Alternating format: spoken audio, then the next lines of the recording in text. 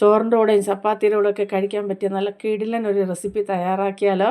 അപ്പോൾ അതിനായിട്ട് ഞാനിവിടെ അരക്കപ്പ് തൈര് എടുത്തിട്ടുണ്ട്. തൈര് നമുക്ക് കട്ടകളില്ലാതെ, ഒട്ടും തന്നെ കട്ടകളില്ലാതെ ഒന്ന് ഉടച്ചെടുക്കുക. അതിലേക്ക് ഞാൻ അരിഞ്ഞു വെച്ചിരിക്കുന്ന സവാള ചേർത്ത് കൊടുക്കുന്നുണ്ട്. ഇനി കുറച്ച് മല്ലിയില അരിഞ്ഞത് ചേർത്ത് കൊടുക്കുക. അതിനോടൊപ്പം തന്നെ നല്ല വലിയൊരു പൊട്ടറ്റോ പുഴുങ്ങിയെടുത്തതും കൂടെ അരിഞ്ഞത് നമുക്ക് ചേർത്ത് കൊടുക്കാം. 1/2 ടീസ്പൂൺ മുളക് പൊടി, ഒരു 1/4 ടീസ്പൂൺ നല്ല ജീരകം പൊടിച്ചതും കൂടെ ഇട്ട് കൊടുത്ത് ആവശ്യത്തിനുള്ള ഉപ്പും കൂടെ ചേർത്ത് നമുക്കിതൊന്ന് നല്ലപോലെ ഒന്ന് മിക്സാക്കി എടുക്കാം. നല്ലപോലെ മിക്സാക്കി ഇതൊന്ന് മാറ്റി വെച്ചിട്ടുണ്ട്. ഇനി നമുക്ക് താളിക്കാനായിട്ട് ഒരു തവ അടുപ്പത്ത് വെച്ച് കൊടുക്കുക. അതിലേക്ക് എണ്ണ ഒഴിച്ച് എണ്ണ നല്ലപോലെ ഒന്ന് ചൂടായി വരുമ്പോൾ കടുകിട്ടൊന്ന് പൊട്ടിക്കുക. കടുക് പൊട്ടിയതിന് ശേഷം അതിലേക്ക് കസ്തൂരി മെത്തി നമുക്ക് കുറച്ച് ചേർത്ത് കൊടുക്കുക. അതിൻ്റെ കൂടെ തന്നെ കുറച്ച് മഞ്ഞൾപ്പൊടി, കുറച്ച് കാശ്മീരി മുളക് പൊടി ചേർത്ത് കൊടുക്കുക. ഇതെല്ലാം കൂടെ നല്ലപോലെ ഒന്ന് മിക്സാക്കി എടുക്കുക. അപ്പോൾ ഈ സമയത്ത് ഞാൻ ഫ്ലെയിം ഓഫ് ചെയ്തിട്ടുണ്ട്.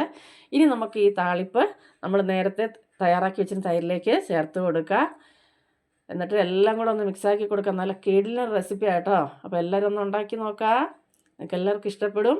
അടിപൊളിയാണ് കേട്ടോ. കഴിക്കാൻ ചോറിൻ്റെ കൂടെ ആയാലും ചപ്പാത്തിയുടെ കൂടെ ഒക്കെ ആയാലും കഴിക്കാൻ പറ്റിയ നല്ല കിടിലൻ റെസിപ്പി.